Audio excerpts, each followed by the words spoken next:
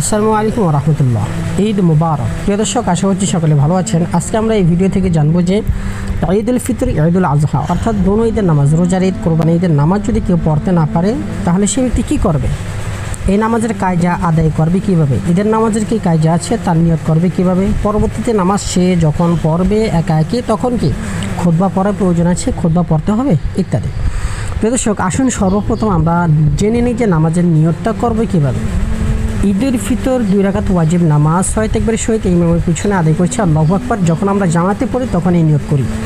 যখন আমরা একা একই পড়ব নামাজটি, তখন আপনি ঈদের নামাজ 2 রাকাত ওয়াজিব নামাজ পড়বেন যে বিষয়টি এরকম নয়। আপনাকে তখন নিয়ত করতে হবে যে আমি 4 রাকাত নফল নামাজ পড়তেছি আল্লাহু আকবার। বেশিরভাগ ওলামায়ে কেরামগণ বলেন যে ঈদের নামাজ যদি কেউ পড়তে না পারে তাহলে সে পরবর্তীতে তার কাজা এইভাবে আদায় করবে যে সে 4 রাকাত নফল নামাজ পড়ে দেবে, চাশতেন নামাজ পড়ে দেবে। এখন মোট কথা হচ্ছে যে সে 4 রাকাত নফল নামাজ পড়ে দেবে, নিয়ত করবে এইভাবে আমি 4 রাকাত নফল নামাজ পড়তেছি আল্লাহু আকবার। ঈদের নামাজের পরিবর্তীতে 4 রাকাত নফল নামাজ পড়তেছি আল্লাহু আকবার, এইভাবে নিয়ত করবে। নিয়ত করার পরে অন্যান্য নামাজ যেভাবে পড়ে সে অন্যান্য নামাজ যেভাবে পড়ে, আপনি যেরকম আসর নামাজ যেভাবে পড়েন স্বাভাবিকভাবে ওইভাবে পড়ে দেবেন।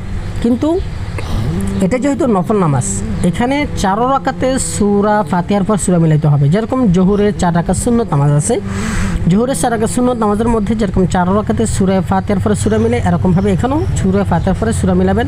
অতিরিক্ত কোনো 6 তাকবীরের প্রয়োজন এখানে নেই, কোনো খুতবার প্রয়োজন নেই, জামাতের প্রয়োজন নেই। আপনি একা একই এইভাবে নামাজটি পড়ে নেবেন। আপনারা যদি সংখ্যায় বেশি হন, 3 জনের বেশি হন, তাহলে জামাতের সহিত এই নামাজটি আদায় করতে পারেন। তবে ওখানেও কোনো নেই, খুতবা নেই, ওখানে কোনো খুতবার দেওয়ার প্রয়োজন নেই। জামাত অনুষ্ঠিত করার সময় যখনই ঈদের নামাজের জামাত করবে তখন সেখানে খুতবার প্রয়োজন আছে। যেহেতু আপনি ঈদের নামাজ পড়তে পারছেন না, পড়তে পারেননি কোনো কারণে, একা একে পড়তেছেন, তখন আপনি শুধু নফল নামাজের নিয়তে এইভাবে নামাজটি আদায় করবেন ইনশাআল্লাহ।